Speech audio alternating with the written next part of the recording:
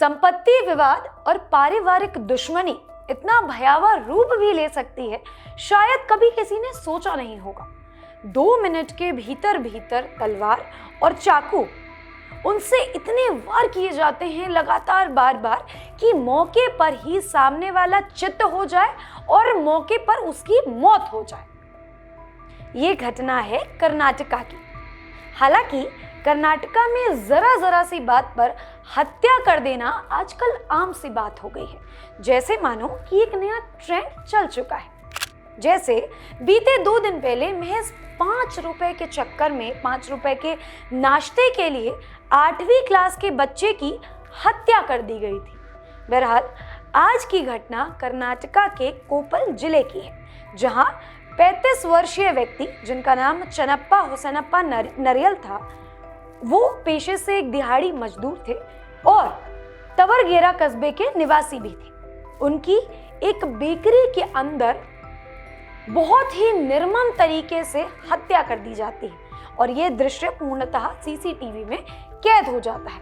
ये घटना 31 मई 2025 यानी कि बीते शनिवार रात की है, तकरीबन 10 बजे की बताई जाती है, जहां सार्वजनिक रूप से चन्नप्पा को मार दिया जाता है और उन्हें मौत के घाट उतार दिया जाता है। कथित तौर पर लंबे समय से संपत्ति विवाद और पारिवारिक दुश्मनी चल रही थी, जिस कारण इस घटना को अंजाम दिया गया। कर्नाटका पुलिस ने कोप्पल जिले में 6 लोगों को इस मामले के लिए गिरफ्तार किया।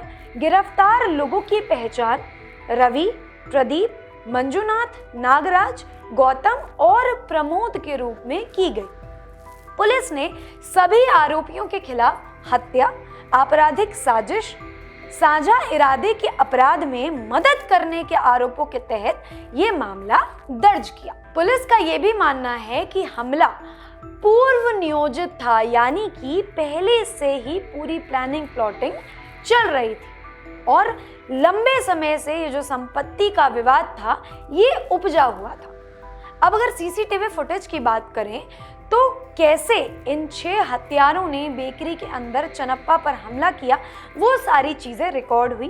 कैसे हमला करना शुरू किया गया, कैसे उसे बाहर घसीटा गया, तलवार और छुरों से उसकी कैसे गर्दन पर रखकर उसे हल्का सा काटा गया, सिर, पीठ और हाथ पैरों पर कैसे वार किया गया और तब तक लगातार उसे मारा गया जब तक उसकी मौके पर ही मौत ना हो जाए।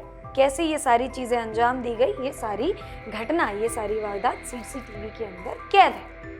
हमला करने के तुरंत बाद ही ये जो 6 हमलावर थे ये वहां से रफा दफा हो गए। ये घटना जिस बेकरी के पास हुई वो स्थानीय पुलिस स्टेशन से 1 किलोमीटर से कम की दूरी पर है। तो सोचिए कि कितनी धड़ल्ले से ये घटनाएं जो हैं अंजाम हो रही है।